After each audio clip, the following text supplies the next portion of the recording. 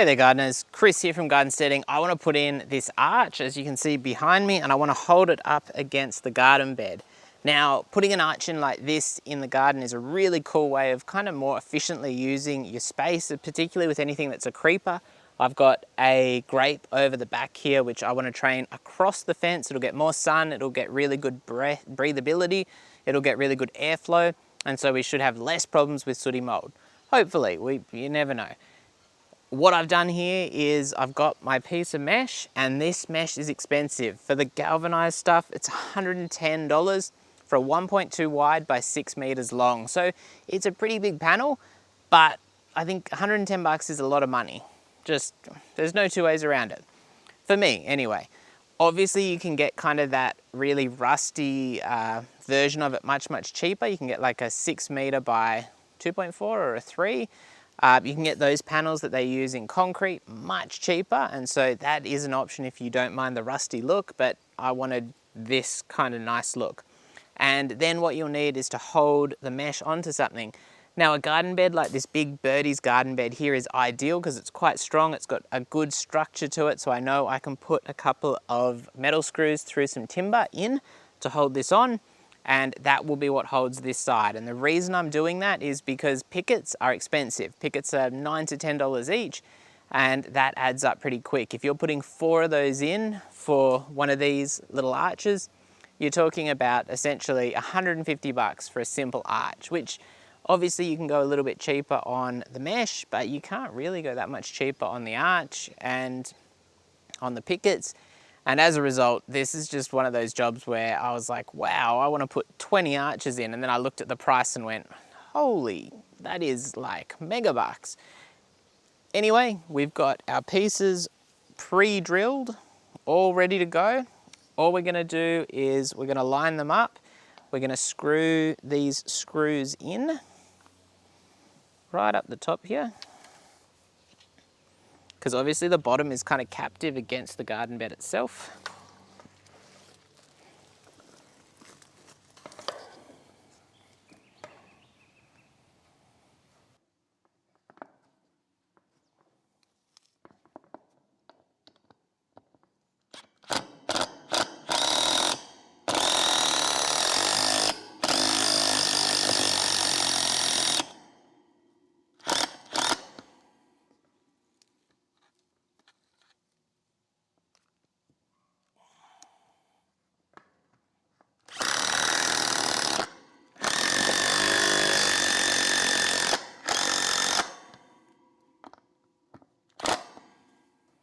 I didn't really want to do it down here, but I didn't have a choice because the next support is all the way up here. And perhaps if I'd been a little bit smarter, I would have got a longer piece of timber and I would have screwed it in here and here, but had it running all the way up to provide that little bit higher support. And the only reason I say that is because then my arch would be just a little bit more upright, but it doesn't really matter. So we're going to do this side over here as well.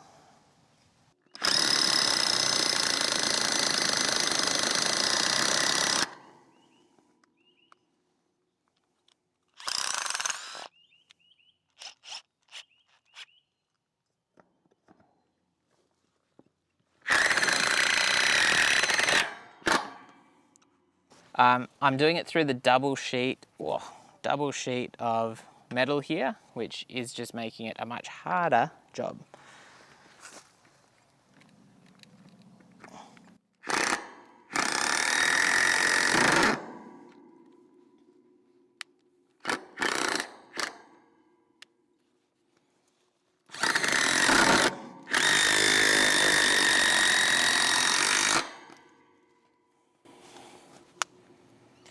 I thought that'd be easier, but on this side it was easy because I was only doing it through the one piece of metal. On the other side, what I did, which was probably a little bit smarter but would have been a little harder here just because of the way everything lined up, was I put it through both the overlapping sheets of the Birdie's garden bed. And like I said, these things are so structurally strong. They're really solid. I feel pretty happy doing that. I wouldn't do it with any of my other garden beds. And also you need the height as well, I would say. So keep that in mind. Let's jump over the other side and we'll put in the pickets, and hopefully I can get away with one. We'll just have to see, because this lands kind of at the base of a tree and we don't want to do any damage if we can avoid it. Here we are on the other side. It's just at the base of this tree, which I don't think will be that much of a problem looking at it. It's kind of wonky at the moment, but that's because we haven't put in a stake on the other side, or a picket, I should say. We've got our picket driver that I borrowed from Dad, and I couldn't get pickets in by hammer and by mallet, but this thing actually does a really good job. We're gonna put one in and see how we go. It's one of those jobs where if I can save 10 bucks on a picket, that's awesome. So I've saved technically 20 bucks at the garden bed. The problem is if I put one in the middle and it doesn't work, yeah, getting it out of the ground is probably not going to be possible, and I don't want to end up putting two in. So let's have a look.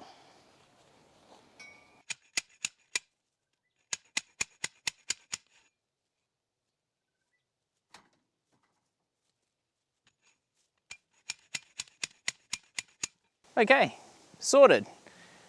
Obviously, I do need to fix that on, which is something I need to have a good hard think about to figure out how I'm going to do that. I do have, probably should go and see the best way to do it. I didn't get the angle of the picket really good. If I just turned it like a little bit more that way, it would have been flat against this, but you live and learn on that one. And yeah, one arch done with a single picket. Like I said, 120 bucks. Saved a bit of money on this one. And yeah, once we get that secured, it's good to go. But we've got another really good location to use an arch, which I think is going to be even better because it'll be where we're going to try and grow some melons, which may work with the melons really well. But let's see how we go on that one. Okay, this is arch number 2. Behind me, we've got in a little Jack's garden bed that is really structurally not great at all. Now, to save a little bit of money on pickets, I've driven a couple of pieces of pipe in on the top end to hold our arch in place, and then I've used 2 pickets down the bottom. And notably, one of the original picket holes did not work down the bottom because we hit rock, and so we had to move it a little bit.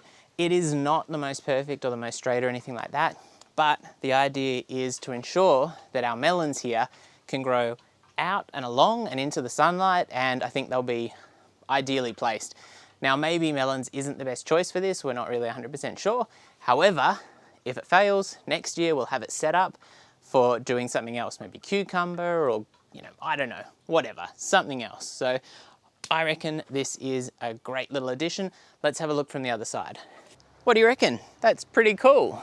I'm actually even more impressed than I was up the top.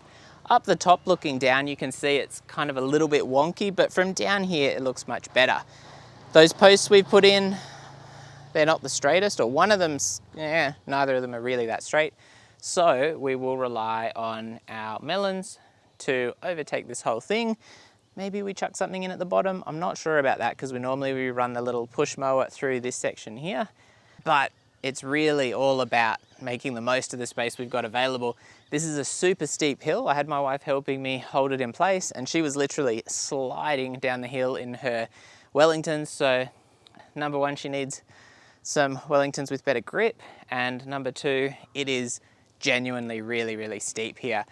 If we can use this space a little bit better, I'd be really happy, because one of the things is now we're in summer, or we're in spring, we've got a month until summer, 6 weeks until summer, and this area in winter is going to be a premium area because there's so much less sun and it's mainly coming through this section here.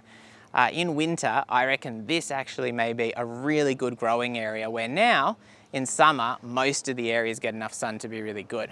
And then over the other side there, like way over there, is where we're going to put in our IBC wicking beds, because it's going to go in just above, not just above, but above where we've got the septic system, and that way we can have some garden beds up the hill. No issues at all being in the same area, like within kind of like 5 meters of the septic tank, because they're going to be self-contained, and that is a really sunny spot in winter as well.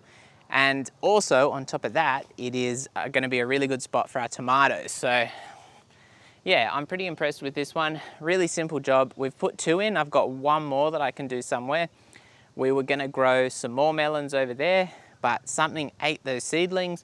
So yeah, whether we do more of this is the big question at that garden bed, or whether we try and put an arch in over some of my other vegetable garden beds, where the reason I haven't done that is because of the overshadowing issues, because they're all run up the hill, which with the incline we've got, it works really well just for the garden beds on their own. But as you add an arch and you grow things up, then obviously they shadow the stuff behind them. So that one's a little bit harder, but definitely something that I really want to work on.